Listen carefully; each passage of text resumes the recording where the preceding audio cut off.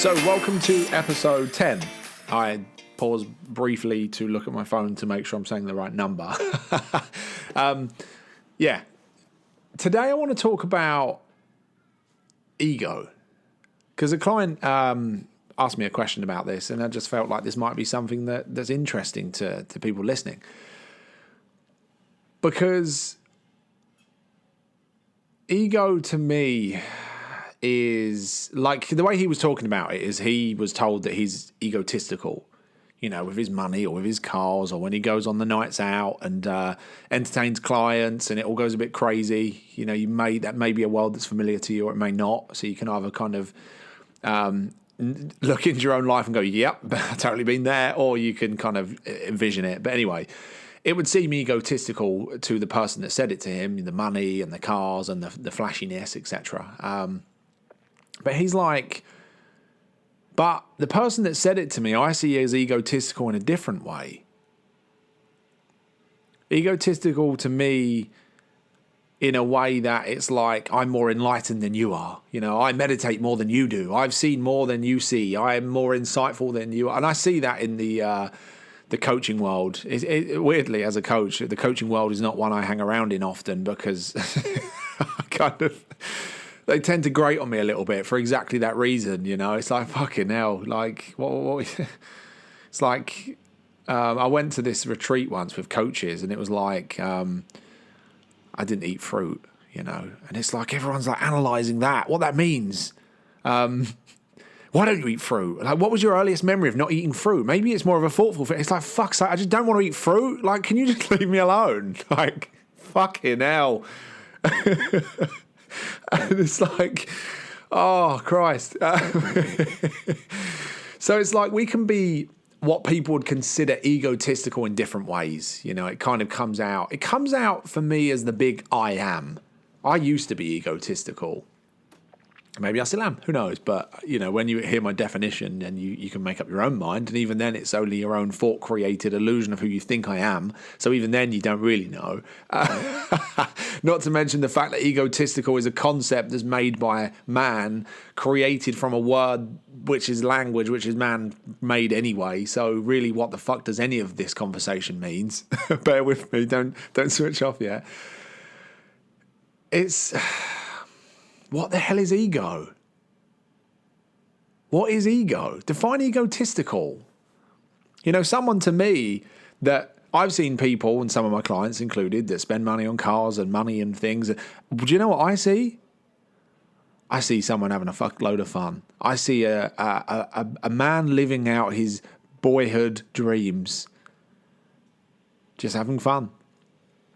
Sometimes I see someone that says, do you know what, I don't enjoy doing it anymore. I used to, I don't anymore. It feels fake. It doesn't feel like who I am, but there's an expectation because that's what you do in my industry. That's what you do with clients, So then what I see is someone doing what they feel they need to do in order to give other people good fun, or because that's what they're known for. They've always been known as the crazy, confident one that's doing crazy shit, and people want to be around them for that reason. So then in some ways they're like an entertainer.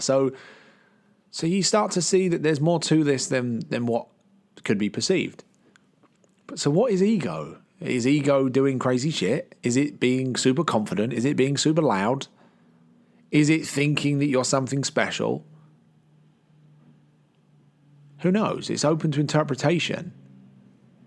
Someone might think I'm egotistical, but the person that thinks I'm egotistical, I'm willing to bet, would be less confident than I am and maybe a bit shy, and so therefore actually they're just projecting their own insecurities or their own triggers onto me. That's got nothing to do with me. So it's kind of like already you start to see that when you distort the whole illusion of ego, what even is it? It's perception.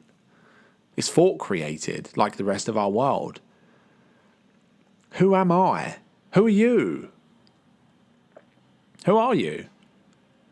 It's like, well, I'm a father and I'm a dad and I'm a businessman and I'm a...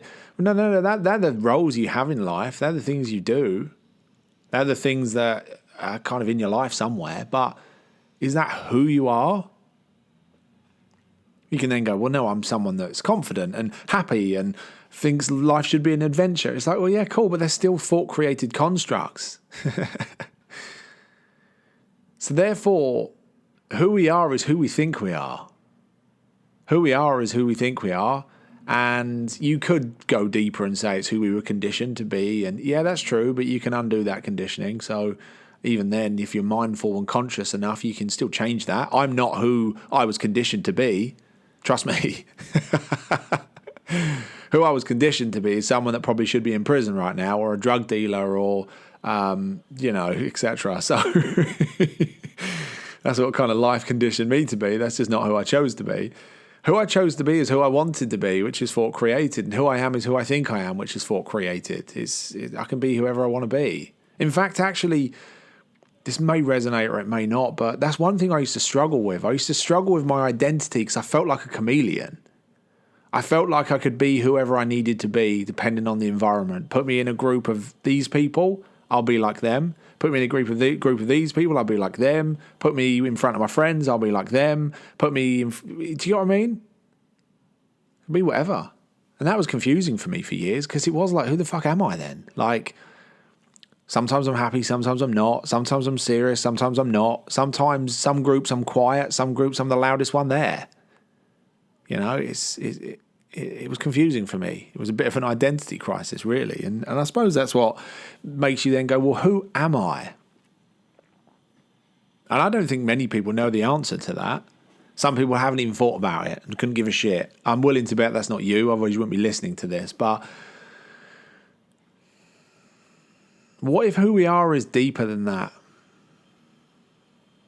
What if who we are is who we are without the thinking? You know, who we naturally tend to be without thinking that we should or shouldn't be a certain way, or we should or shouldn't, without the expectations on ourselves, or the overthinking, or the analytical, or the this is how I should be, so this is who I am. Like, what if who we are is deeper than that? What if who we are is underneath the thinking? What if who we are is the life energy that seems to permeate all humans? Is that a word? Sounded good, so let's go with that.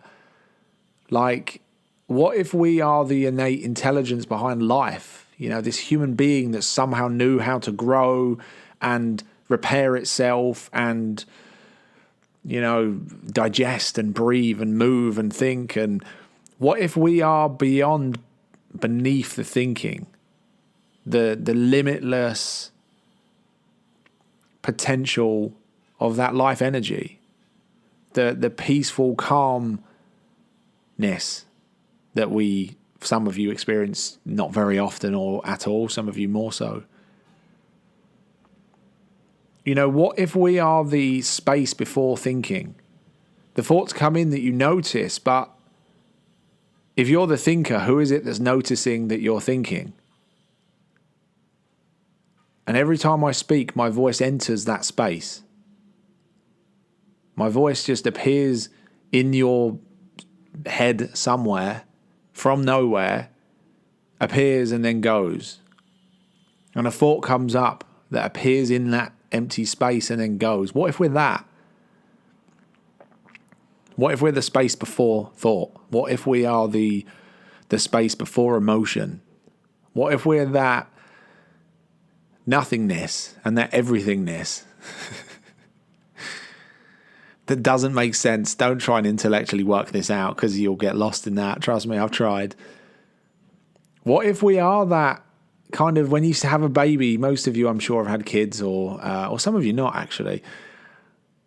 When you look at a child and it's just curious and intrigued by life and, generally happy. And if it's sad, it's not sad for very long. It's sad until you feed it or it's hurt itself. But 2 seconds later, when you play peekaboo, it forgot it was even sad. Like, that life energy, that limitless, that capacity, that aliveness that some people don't even know how that feels anymore. Most people attribute that to being young, when they were 20, when they were whatever age, when they first started in business, or when they first come out of uni, or when whatever time it is for most people. For my clients, it tends to be like when they first started business and they felt alive and like everything was possible and the world was exciting and like the world was their oyster. And it's like they think that that's a moment in time, but what they don't realize is that was a part of them that still exists. It's just buried now.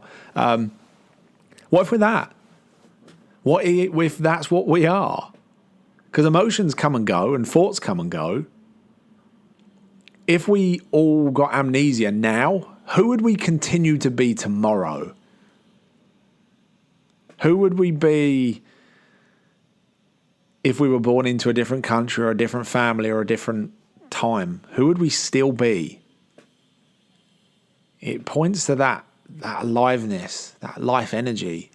Everything over the top of that is thought created. Who we think we are and who we think we should be and who we want to be and who we don't want to be. Now, I'm not saying that's right or wrong. I'm just saying, isn't that fucking interesting? Deep, but interesting. So then we go back to ego. Ego to me just sounds thought created. If someone thinks someone's egotistical, that's their own opinion projected onto someone else. Their own thought created opinion projected. If we think about our own ego, our ego is just, from my perception, and I'm not here to be right or wrong. I'm just saying this is the way life looks to me. It's thought created. It's a thought created illusion of self. And I think that's the problem. I think most people are looking in the wrong place. Most people come to me thinking what they think is their problem isn't really their problem. So the reason they can't find a solution is because they're looking in the wrong place. They're looking in their garage for their car keys, but they're actually in the garden. You can look all you want, you won't find them. You're looking in the wrong place. It's like... So when we tune back into that place, when we tune back into that feeling, when we go beneath our thinking into, that's what mindfulness is, that's what meditation is, that's why some people drink, because it shuts their thoughts up and they reconnect back to that space within, that kind of place where they think less, they've got less inhibitions. We're all trying to find our way back home. Some people do it through sex, some people do it through exercise, some people do it through drugs, alcohol, coke, MDMA, whatever it is that they're looking to shed their thought created or their thinking self.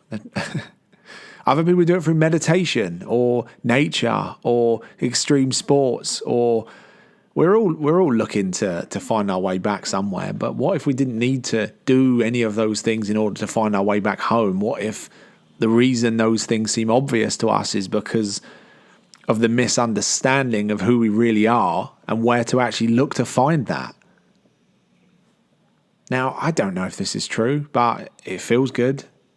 And it seems to have a profound impact for anyone that this really lands with. There's something settling about that. There's something calming about that. There's something profound about that. There's something amazing about looking in the direction of what creates the human experience. Looking in the direction of the wonder of life. There's a big burning ball of fire in the sky that we forget to even notice. How fucking nuts is that? Like, with every breath I take, I'm breathing in some invisible energy that's giving me life. It's not energy. Well, I guess it's energy. It's oxygen. It's being converted in some way. Isn't that crazy? That my thoughts are being formed into words and my mouth moves in a way in which I can somehow make noises that you can interpret through listening through your ears and translating through your brain. It's fucking insane. Isn't that nuts? And all too often I think we get caught in all the bullshit of life that we forget to look at what it means to be alive. We forget to look at the deeper nature of what it means to be human, the deeper nature of who we are. And I'm not saying this for any other reason other than the fact that when we look in this direction, there seems to be something that wakes up in us. It's like going home to a place that we forgot we'd ever been. It's that space within, some people call it, that grounded, that centered. I find when we come from that energy, life is easier. We make better decisions. It feels like we're living a bonus level, so we can't lose. So we might as well just do the shit we want to do. And when you're not trying to protect the reputation of the thought-created character in your head, you no longer have to avoid judgment because it doesn't make sense. It's a fictional character. I did drama at school. It's the only thing I got A in, actually. And I remember I was playing basically this fucked up kid that shot up a school. And it was for my GCSE. Someone external come in, it got filmed and etc. And, you know, every day in, day out, I was practicing this, really getting into the character of this guy. And I noticed that the more I become this character, the more miserable I actually felt, the more I felt fucked. It was a little bit scary to me. It was like, fucking hell, I feel like I actually could shoot some fucking people. I feel depressed and like... And I can't, you know, unfortunately. No, fortunately, I care too much about humans to do that. I mean, you know, that's a conversation for another day. But I remember thinking, shit, like, I'm becoming this character that I create. What if I've just become this character that I've created now? Like, it's a thought-created character. If I'm a character that I've created, it no longer makes sense to care about opinions as much, or do shit for the approval of others, or prove myself right or wrong, or try and live up to other people's expectations, because if we're making it all up, you'll hear me say that so often, it's all just an illusion of self.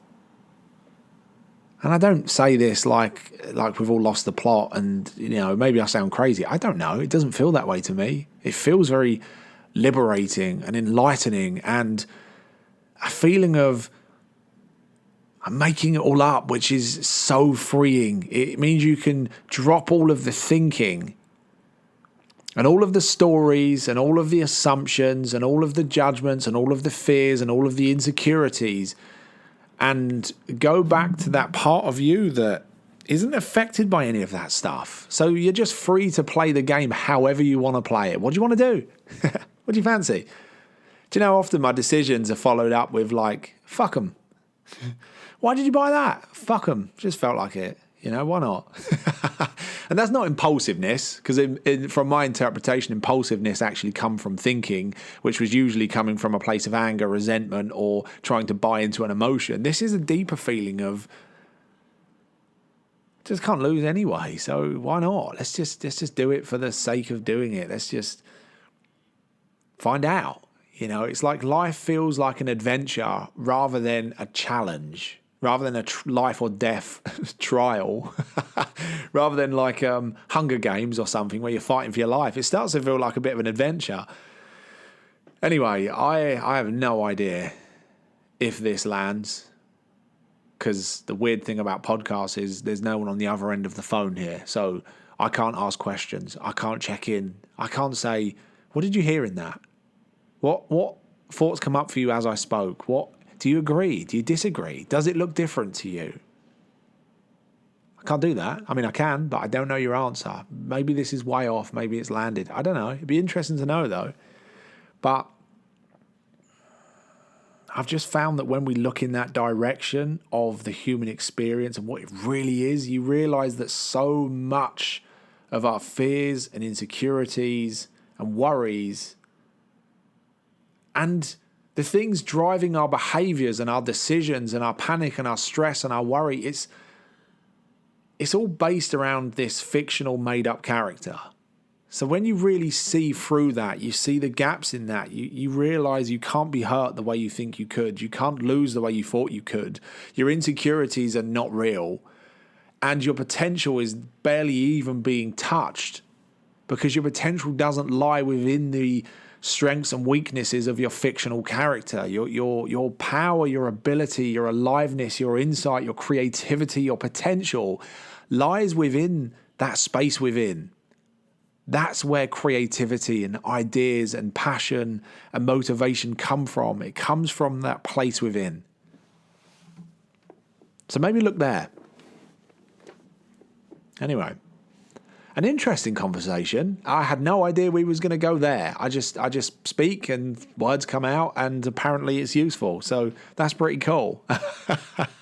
Still astounds me. that's why I love reading the reviews, because it's like every time I see a review, I'm like, okay, cool. You got that from this. That's epic. Like, I've been doing this long enough now to know what I'm really up to. I'm just pointing you in the direction of your own wisdom to that space within where you have the answers and you have the insights and you have the wisdom and the common sense. So that's all I'm doing anyway. But it still astounds me of what people get from this. Because as far as I can see, I'm just talking about life and the way it looks to me and the insights I've had, and I just enjoy doing it. So it's fascinating to see what comes from it. Anyway, so if you have left a review, if you have shared this with people, I say this all the time, but I am hugely grateful for that. For the people that this really does change their life, they say to me, why does everyone not know this? And I'm like, well, I don't know, but help me to get it out there in some way, because it makes a fucking massive difference. And that's why I do it. So anyway, have a good one. I'll speak to you soon.